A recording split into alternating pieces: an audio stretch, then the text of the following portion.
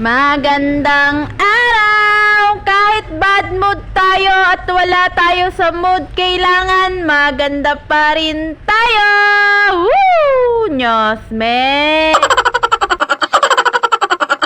Anyways, kaninang umagang ganap nga yan, pagkasikaso ko nga ng pagkain ng mga anak ko, ay diretso linis na nga rin ako doon sa labas ng bahay, pati nga dito sa loob. Pagkatapos nga, ayan, nagkape na nga rin ako habang nagpapahinga. Dito na nga lang din ako naupo sa malapit sa lababo namin nagkape, dahil sa totoo lang, ramdam ko talaga yung pagod, emotional at physical. Pero sabi nga, kapag napagod ka, huminto ka at magpahinga. After mo magpahinga at mag-recharge, magpatuloy ka na ulit. Dahil tayong mga nanay, hindi pwede tayong sumuko. Dahil kapag sumuko tayo, hindi lang tayo ang kawawa. Mas lalong kawawa yung mga umaasa sa atin at yung mga anak natin. At literal, hindi lang talaga ang mga anak ko, pati mga junakis kong pusa. Nyosme!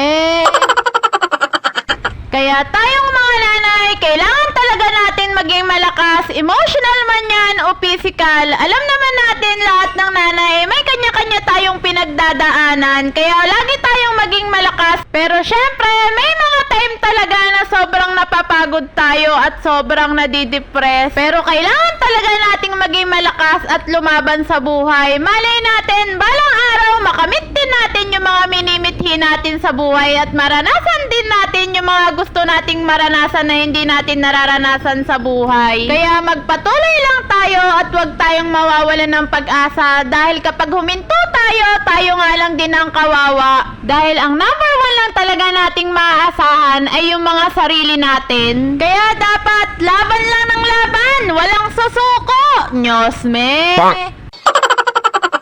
Anyways, pagpasensyahan nyo na nga at nagdadrama na naman ako. Nyosme! Ganyan talaga ang nanay na walang kwarta, napapagod at nadidepress. Kaya kung gusto nyong magkaroon ng tahimik na ilaw ng tahanan at ayaw nyong magkaroon ng dragon at megaphone sa bahay, magpakaayos naman kayo, Nyosme. Alam nyo na kung sino mga pinaparinggan ko dyan. Anyways, habang nagkakape nga ako, ay nahagip ko itong mga junakis kong pusa. Stress reliever ko rin talaga itong mga to at napaka-cute talaga at napakasarap din niya pusin. Tuwang-tuwa nga ako kapag katabi ko nga rin sila sa pagtulog. Sa totoo lang, minsan nga uulamin ko na nga lang ay ibibigay ko pa sa mga junakis kong pusa. Para kasi silang mga batang paslit na mga walang muwang sa mundo na walang kakayanang maghanap buhay at makapagsalita. At itong si Jenny naman, yung nakahiga sa likod ko, buntis nga yan at malapit na nga rin mga anak. Bali, napakabait din ng pusa na yan. Lagi nga rin yan nasa tabi ko sa pagtulog. Nito na nga lang hindi siya nagtatabi sa akin dahil baka nga maipit nga rin yung tiyan niya.